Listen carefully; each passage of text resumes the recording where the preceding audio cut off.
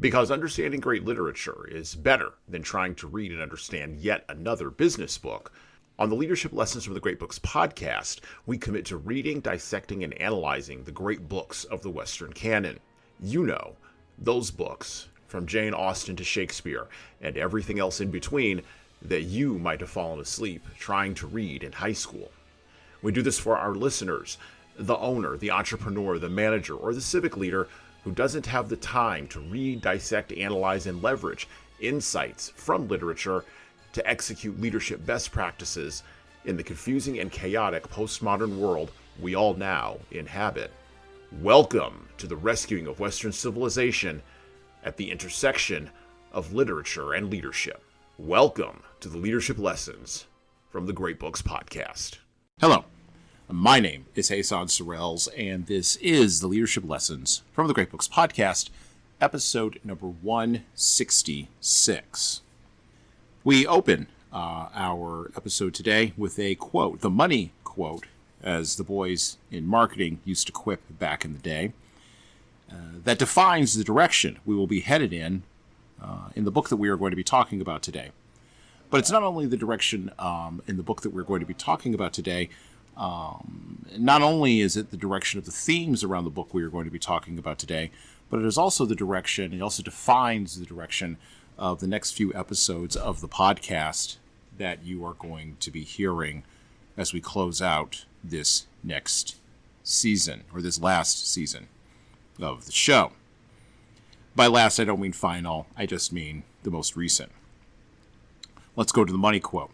And I quote, "When one gets a close view of the influential people, their bad relations with each other, their conflicting ambitions, all the slander and the hatred, one must always bear in mind that it is certainly much worse on the other side, among the French, English, and Russians, or one might well be nervous.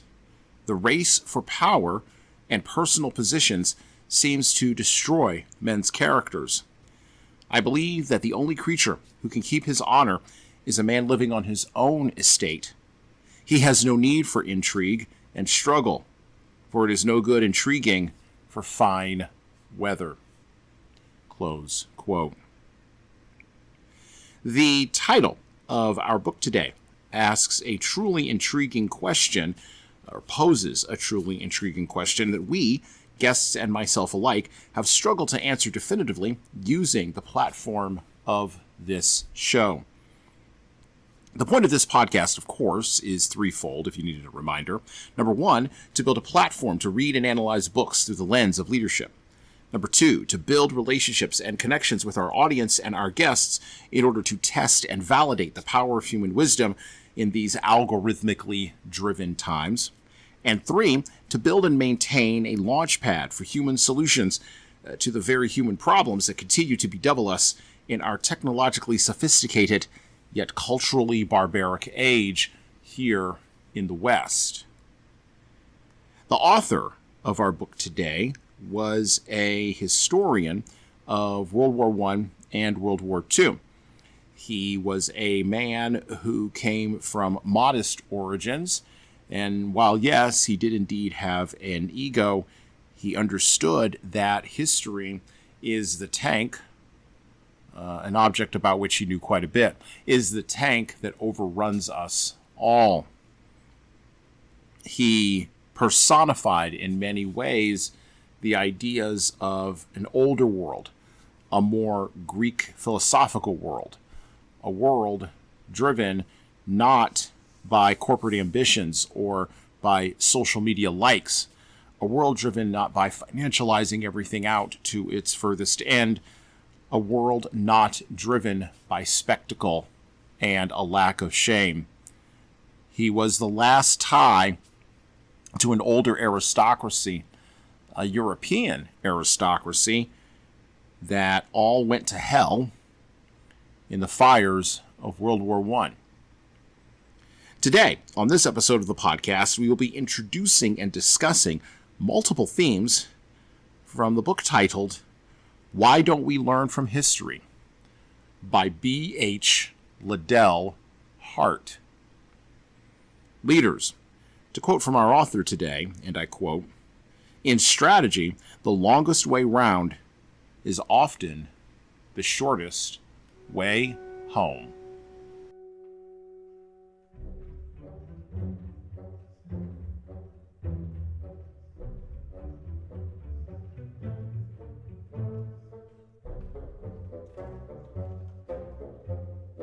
And so we open today with some of B.H. Liddell Hart's thoughts on why don't we learn from history. We open with his chapter that he begins this book with, History and Truth.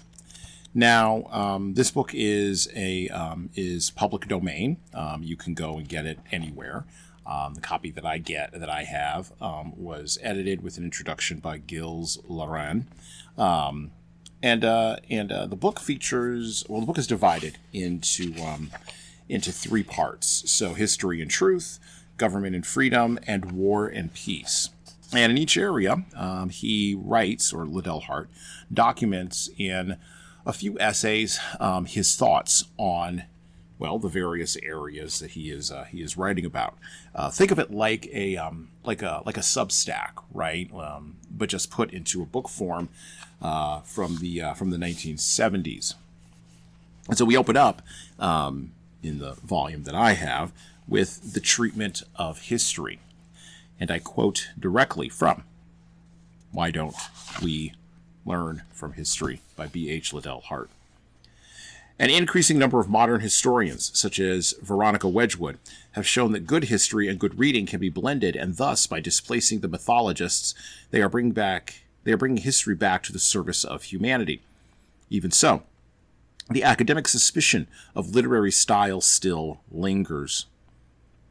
Such pedants may be well reminded of the proverb, hard writing makes easy reading. Such hard writing makes for hard thinking. Far more effort is required to epitomize facts with clarity than to express them cloudily. Misstatements can be more easily spotted in sentences that are crystal clear than those that are cloudy. The writer has to be more careful if he is not to be caught out.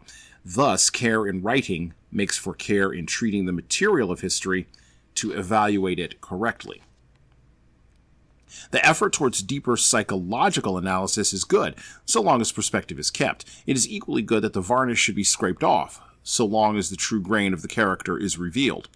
It is not so good, except for selling success, when Victorian varnish is replaced by cheap staining, colored to suit the taste, for scandal. Moreover, the study of personality is apt to be pressed so far that it throws the performance into the background. This certainly simplifies the task of the biographer, who can dispense with the need for a knowledge of the field in which his subject found his life's work. Can we imagine a great statesman without statecraft, a great general without war, a great scientist without science, a great writer without literature? That would look strangely nude and often commonplace. A question often debated is whether history is a science or an art. The true answer would seem to be that history is a science and an art. The subject must be approached in a scientific spirit of inquiry. Facts must be treated with scientific care for accuracy, but they cannot be interpreted without the aid of imagination and intuition. The sheer quantity of evidence is so overwhelming that selection is inevitable. Where there is selection, there is art. Exploration should be objective, but selection is subjective. Its subjectiveness can and should be controlled by scientific method and objectiveness. Too many people go into history merely in search of texts for their sermons instead of facts for analysis. But after analysis comes art, to bring out the meaning and to ensure it becomes known. It was the school of German historians, headed by Ranke, who in the last century started the fashion of trying to be purely scientific. That fashion spread to our own schools of history. Any conclusions or generalizations were shunned, and any well-written books became suspect. What was the result? History became too dull to read and devoid of meaning. It became merely a subject for study by specialists. So the void was filled by new myths of exciting power but appalling consequences. The world has suffered, and Germany worst of all, for the sterilization of history that started in Germany.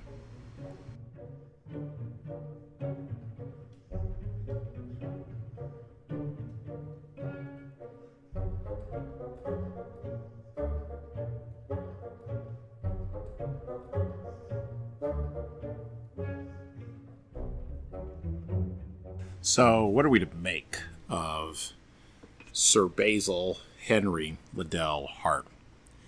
Well, he was born October 31st, 1895, at the close of what had been a very long 19th century, and he died January 29th, 1970, close to the end of what was to prove to be an equally long 20th century.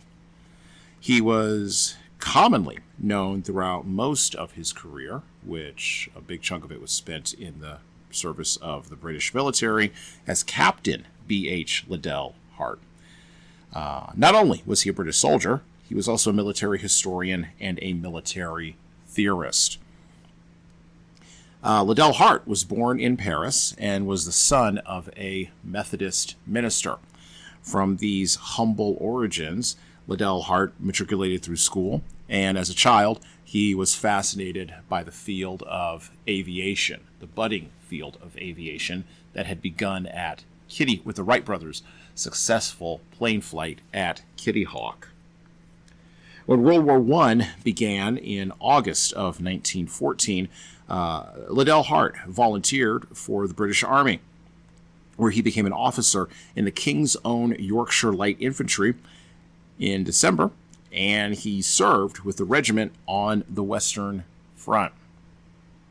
As a result of his participation at the Battle of the Somme, where the British lost 60,000 men, still the largest one-battle loss of British soldiers in all of English history, he wrote a series of histories of major military figures after he mustered out of the British military in the mid to late 1920s. By the way, he wrote these histories by going around and actually talking to the people who were involved in World War I, who were involved in the battles, who were involved in the maneuvers. And he didn't just limit himself to talking to folks in Europe who had been involved in the battles at Verdun or at the Somme or even other places. He also traversed the Atlantic and came over and talked to American officers and American soldiers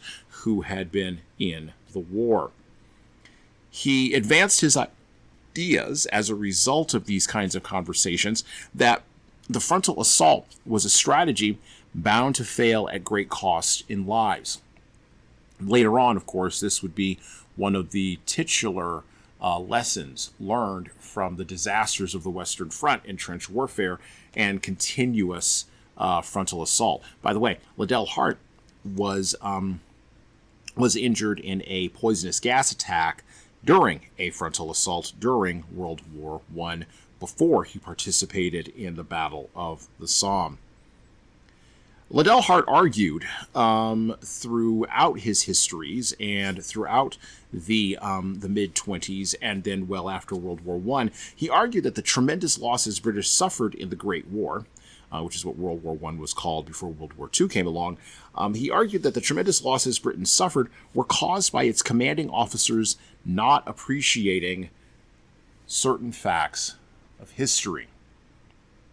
And he spent the rest of his career trying to correct not only British generals, but to correct the military historical record, not necessarily about what happened during World War I, but he attempted to correct the record on what could have been done better, what had been done badly, and what could be gleaned from such disasters so that future wars would be run differently. By the way, in the mid to late 1920s, Liddell Hart was an advisor to Chamberlain, and he was an advisor to Churchill. And then later on, after the war, he became much more of a public historian in the British imagination and among the British populace. So this guy was the guy who stood next to the guy who made the decisions and impacted a lot of people both before World War II and after.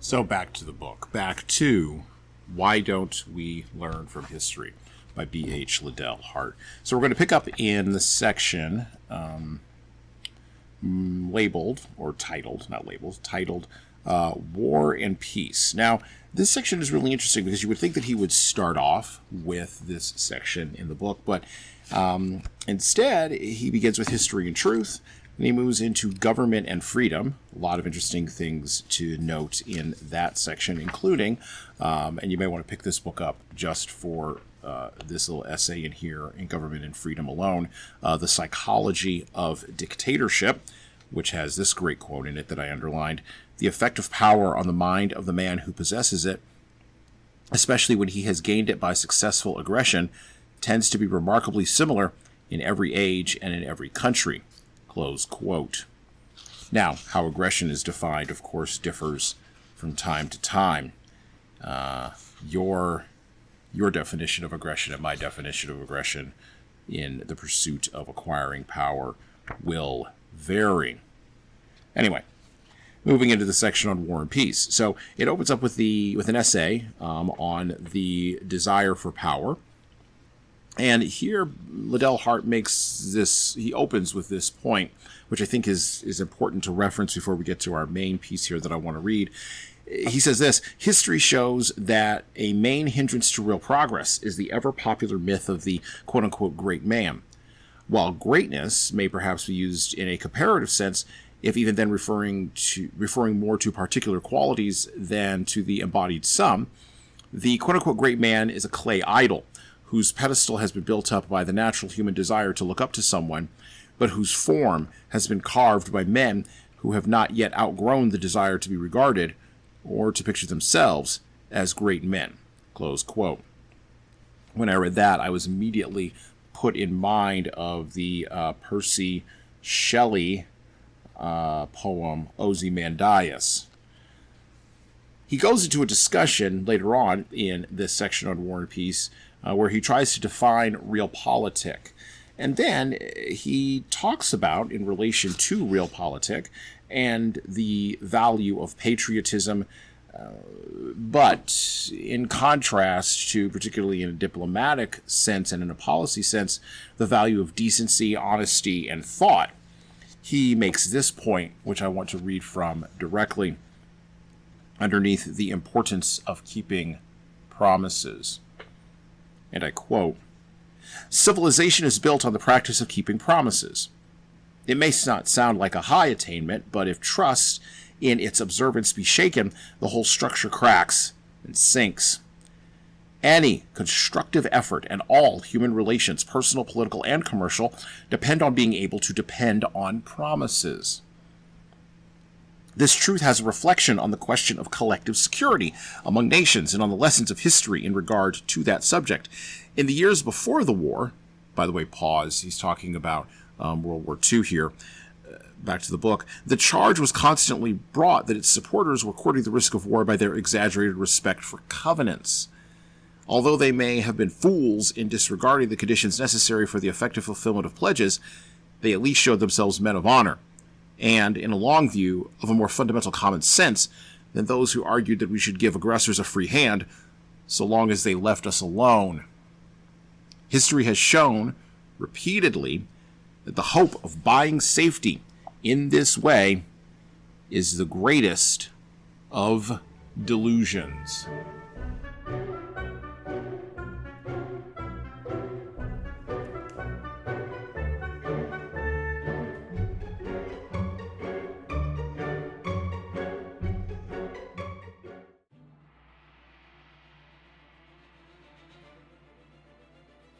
Hello.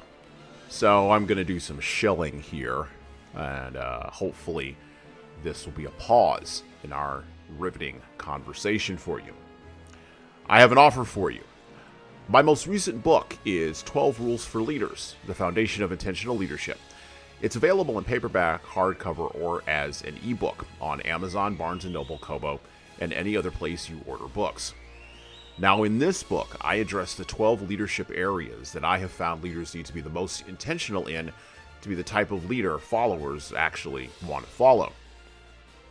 From establishing a foundation of leading teams through managing conflict effectively, all the way through leading teams through change, knowing what to do and why to do it can help readers, like the ones listening to this show, become better leaders. Look, reading this book and living it is like getting coaching from me directly without having to pay my full coaching rate. Head on over to leadershiptoolbox.us. That's leadershiptoolbox.us, and scroll down the homepage and click on the Buy Now button to purchase in hardcover, paperback, and Kindle format on Amazon 12 Rules for Leaders, the foundation for intentional leadership. And that's it for me. Now back to the show.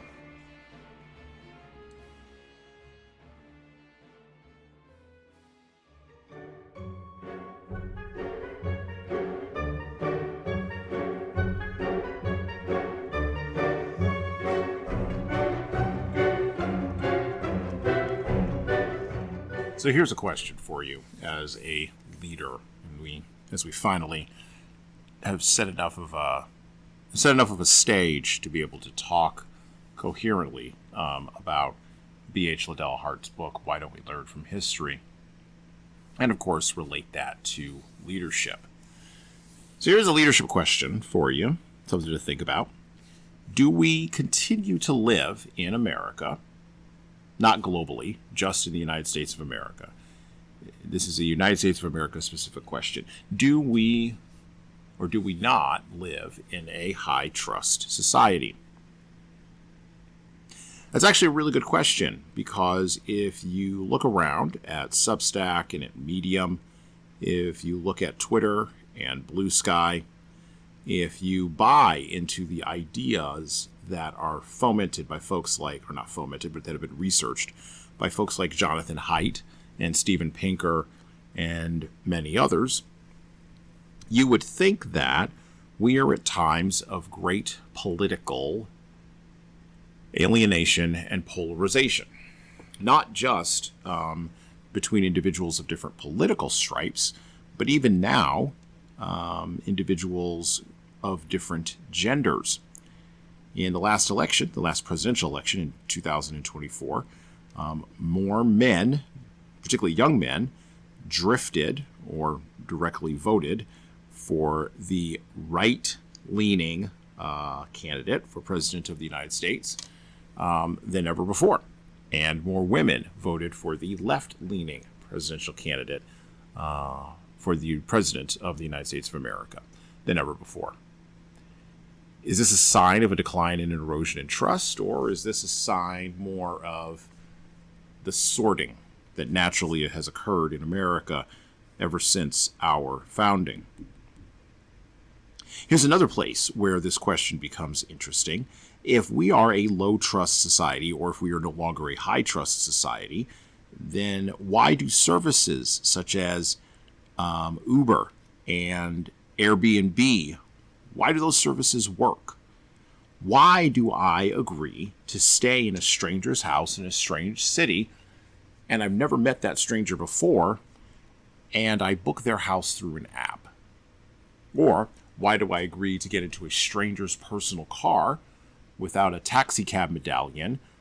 That person does not have the imprimatur of the state upon them. They are not licensed to be a taxi cab driver, and yet I have an app on my phone. I order from them their own car, and they come and pick me up, and I anticipate that they will take me safely, whether I'm a male or a female, or a child, it doesn't really matter. I anticipate that they will take me safely to where it is I am supposed to go, drop me off, and then in some cases come back and get me.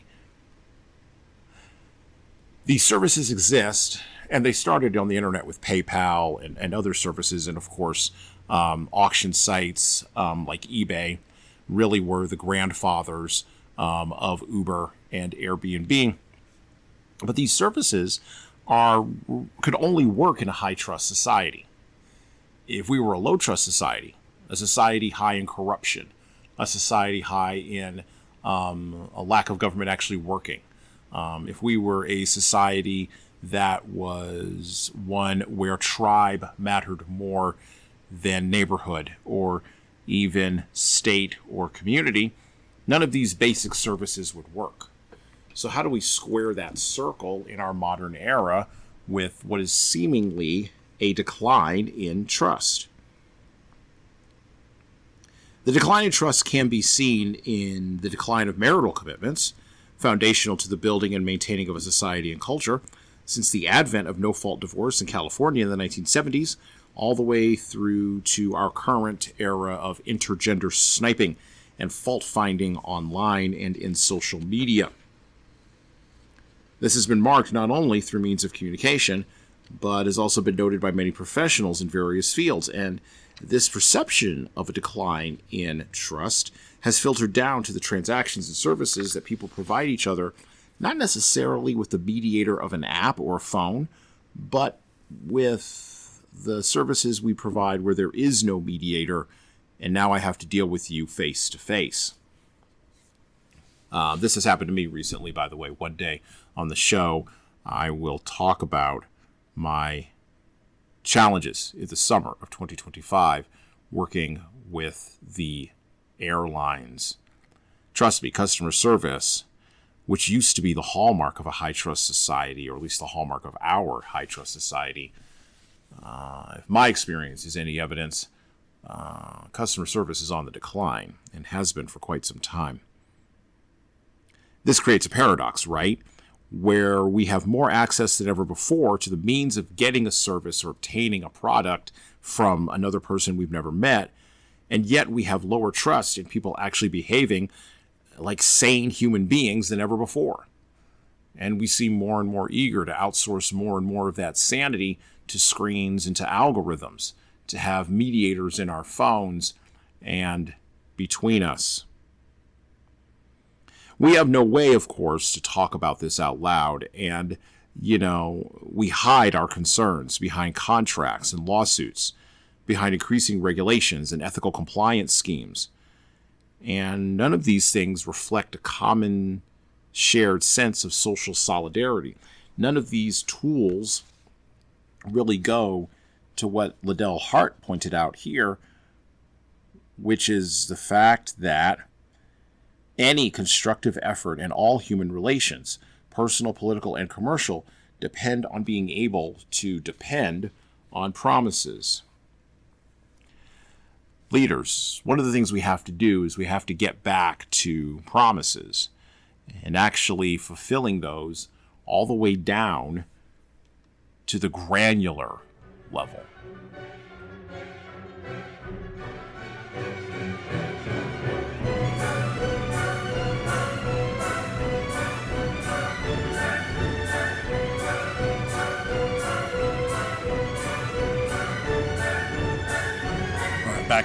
Back to Why Don't We Learn from History by B.H. Liddell Hart.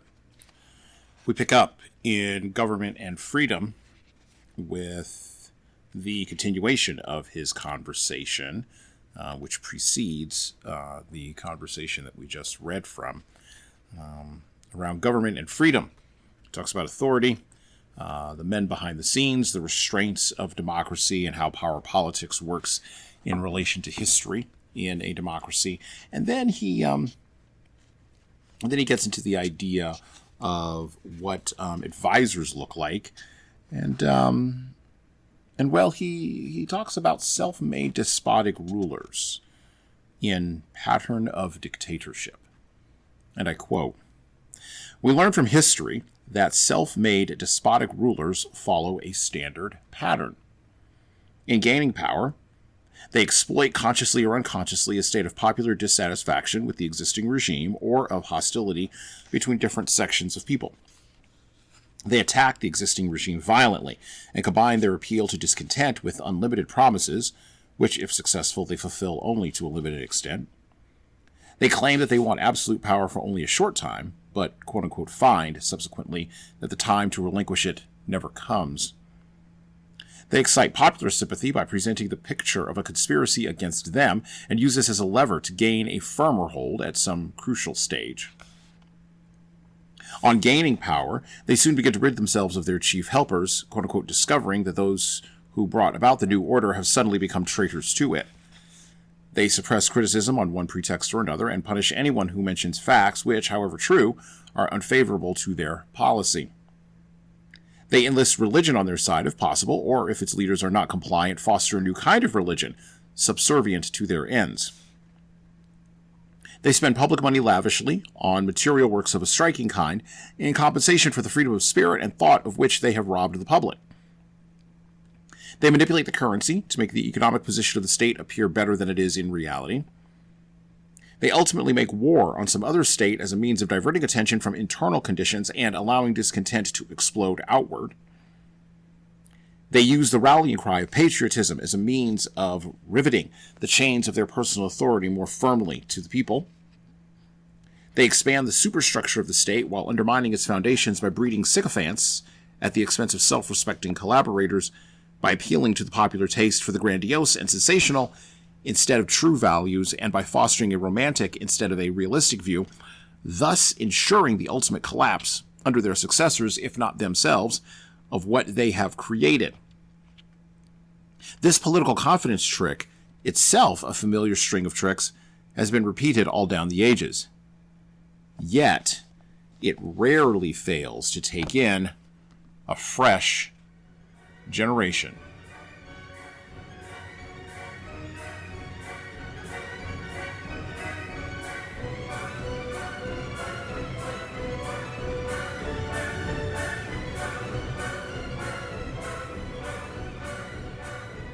So I read that for a reason. In our current era, words, we are struggling with words having meanings.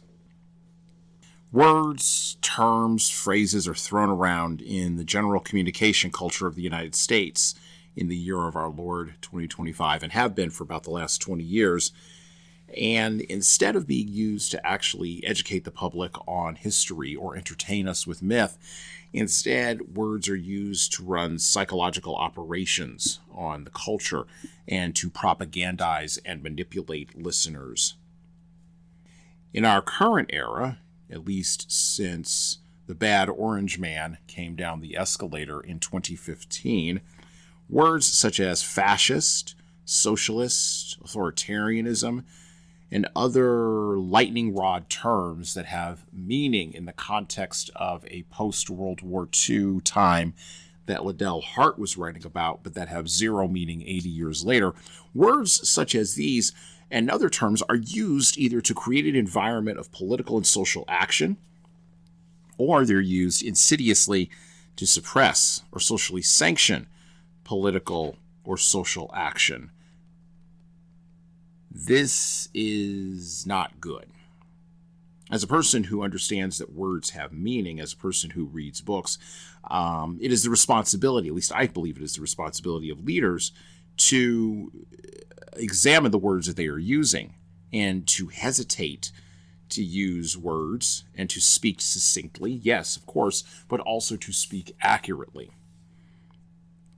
And using such terms casually as fascist or socialist or authoritarianism or even dictatorship or the pejorative term, which used to be the name of a man, and you know which man I'm talking about, utilizing these terms casually in terms of, or in the space of internet memes or tweets or messages or appeals to action, this indicates a laziness not only of thought, as George Orwell would say, but a laziness of consideration for the trust placed in each other by our fellow man.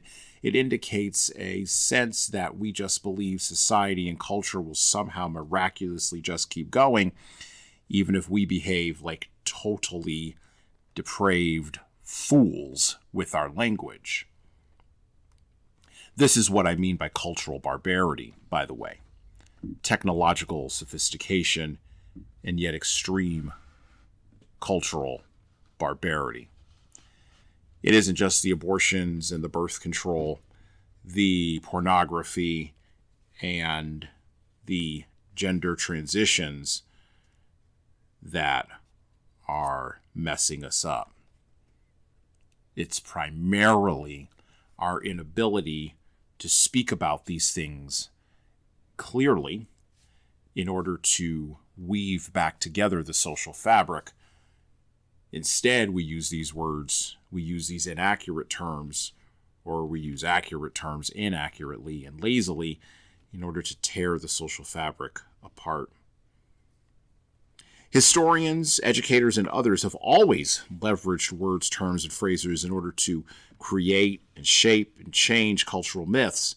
And they have done this in order to uplift a culture and to push it to higher levels of confidence, or they have done it insidiously and intentionally to suppress confidence and repress people's ability to either act in a crisis or to plan with calm. One of the things that technologists such as Peter Thiel and Sam Altman and others point out is that, and it's a quip, but it's true, in our time, we were promised by the visionary builders of the post-World War II era that we would have vacations to the moon and settlements on Mars by this point in the 21st century. And instead, all we got was 140 to 240 characters and DoorDash. Seems like a come down, right? But you can't have innovative technology if you don't have innovative thought. And you can't have innovative thought if you possess lazy and degraded language. And you cannot have innovative actions and innovative objects with lazy and degraded thinking that is expressed in lazy and degraded language. This is why on this show I am careful with the words that I pick, even the words that are pejorative words.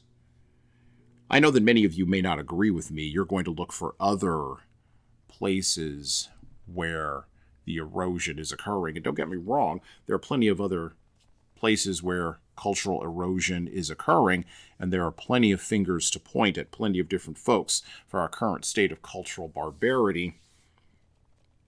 But I believe fundamentally that when we throw around terms like chiclets that we really don't understand, not only do we degrade the term itself and its power, but we also degrade the person using it. And we degrade our neighbor.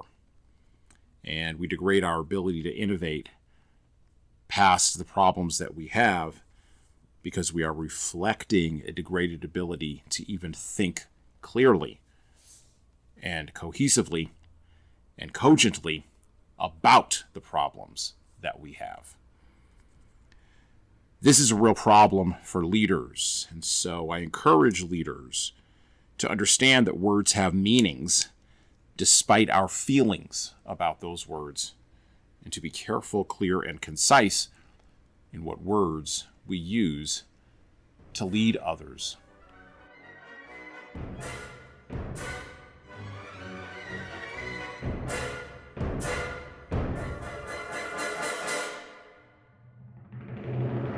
As we close out our show today, I have a few final thoughts, and I'm going to start with maybe a basic observation here. First off, we are going to talk about why don't we learn from history with Tom Libby coming up on our next episode of this show. So I would encourage you to listen to that episode, and I anticipate we're going to have a great conversation. Tom always brings more to the table than I can in these introductory solo episodes. But these introductory solo episodes are important as a way of anchoring my thoughts for you around the books that we cover on this show. And we're going to continue this next year, starting in January 2026. We're going to probably go to covering about 2 to 3 books a month, and with a couple of bonus episodes thrown in there. We're going to keep the mashup episodes that we've been doing this year. We've done 2 of them so far. We're going to keep those, maybe one every 4 months. But we are going to keep this pattern of an introductory episode, then the main book with a guest, then another introductory episode, and then a second main book with the guest.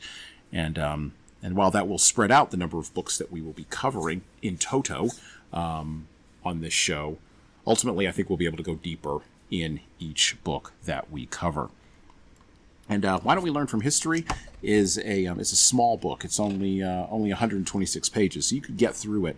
It's a quick read. You could get through it in an afternoon probably, and it's probably better than watching whatever it is you may have in your Amazon Prime and or Netflix queue, or better than doom scrolling through TikTok or Instagram Reels. Now, to my point. So, I often think of, in these times in which I live as I get older, I think of, or I wonder, what my father would have said about times such as these. My father was a veteran of the Vietnam War. He was born in the late 1940s in northern Kentucky / southern Ohio. And he was a man who was a hardworking blue-collar guy most of his life. He valued education. He valued the written word. He valued getting knowledge and understanding, because that was the way out of the rural situation into which he was born. And the black rural underclass in the American South in the mid-20th century did not have it easy by any stretch of the imagination. And so my father, who did, towards the end of his life, use the internet for genealogical research purposes. He was fascinated by finding out more about where his relatives came from and who they were, and ultimately, I guess, why they came here. He was fascinated by history. He was also, as most baby boomer generation folks are, he was fascinated by the internet. I am less fascinated by the internet. I've been through 4 revolutions. They feel like 4 wars. And I've said this before on this show with guests, but I've been through 4 revolutions, and most folks who were born in between 1960 and 1979, or 1965 and 1979, depending upon sort of where you hit Gen X at, most of us have been through 4, or in some cases 5 revolutions. First, it started with the internet and dial-up. Then we all went through the dot-com revolution. Then we went through social media and the rise of the promise of virtual reality. And then cryptocurrencies, most notoriously blockchain, and Bitcoin powered by blockchain. And then we got to the promise of, and we are at the dawn of the cusp of the promise of algorithmic power delivered to us through the LLMs. But what does all this have to do with my father? What does this have to do with B.H. Liddell Hart? What does this have to do with why don't we learn from history? Well, here's what this all has to do. I'm going to tie everything together for leaders here at the end. The question for leaders, the question for my father, the question for me, the question for you, no matter what historical time in which we live, the question for us is, why don't we learn from history? Why do we insist on believing that somehow we're better or smarter, more intelligent than those who came before us? Why do we confuse our technological prowess with actual hard-earned wisdom?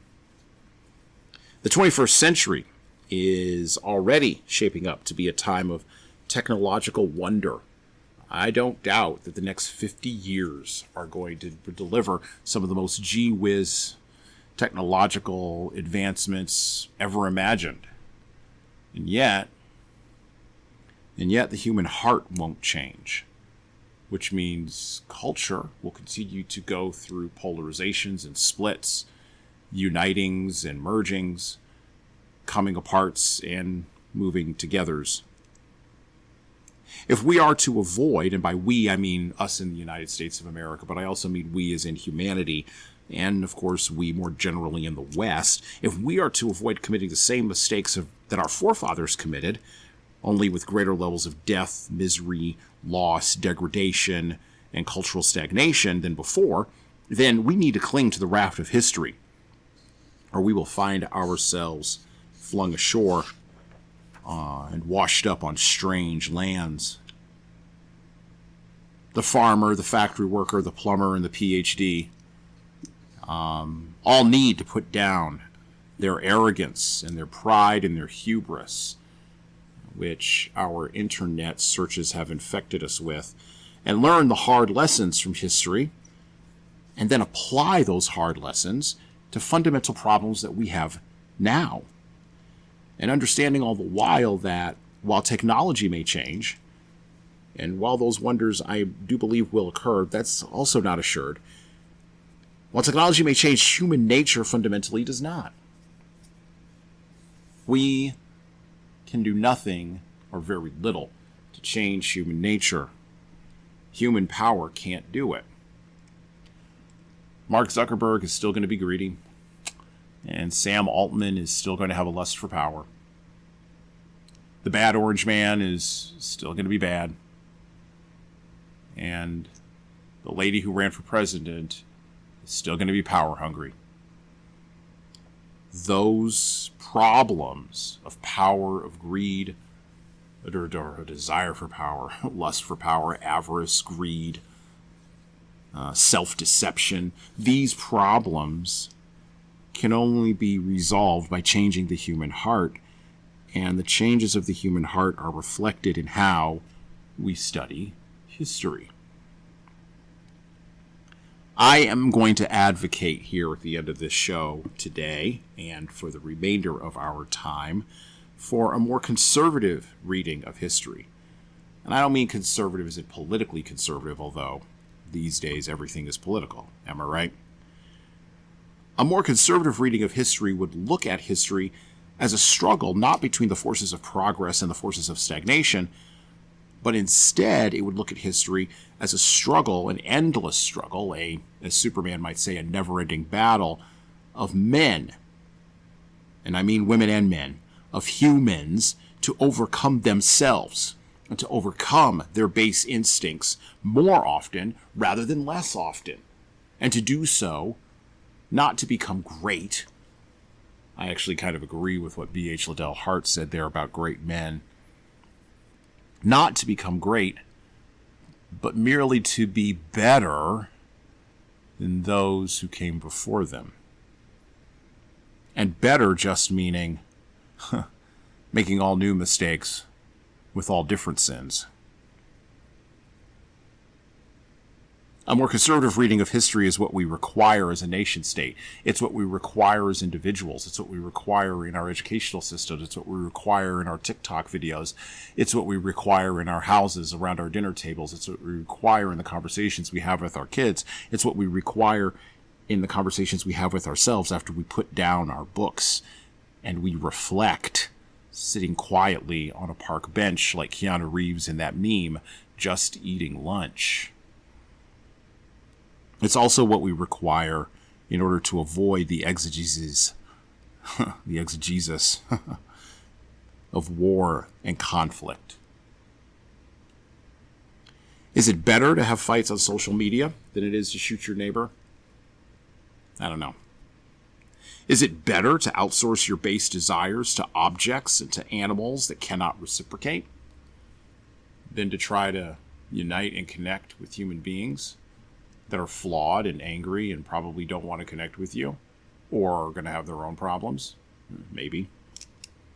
Is it better to sever connections from people and families who disrespect you and deny whatever you may believe your core identity is? Maybe. Maybe not. These are questions among many, many others that history and literature can answer more definitively for us than any business book, politician, economic theory, or social theory of ordering people ever could. Why don't we study history? I don't really know. But we're going to find out, right? And well, that's it for me. Thank you for listening to the Leadership Lessons from the Great Books podcast today. And now that you've made it this far, you should subscribe to the audio version of this show on all the major podcast players, including Apple iTunes, Spotify, YouTube Music, and everywhere else where podcasts are available. There's also a video version of our podcast on our YouTube channel. Like and subscribe to the video version of this podcast on the Leadership Toolbox channel on YouTube. Just search for Leadership Toolbox and hit the subscribe button there on YouTube. And while you're doing that, leave a 5-star review if you like what we're doing here on Apple, Spotify, and YouTube. Just go below the player and hit 5 stars. We need those reviews to grow, and it's the easiest way to help grow this show. And tell all your friends, of course, in leadership. By the way, if you don't like what we're doing here, well, you can always listen to another leadership show. There are several other good ones out there. At least that's what I've heard. All right. Well, that's it for me.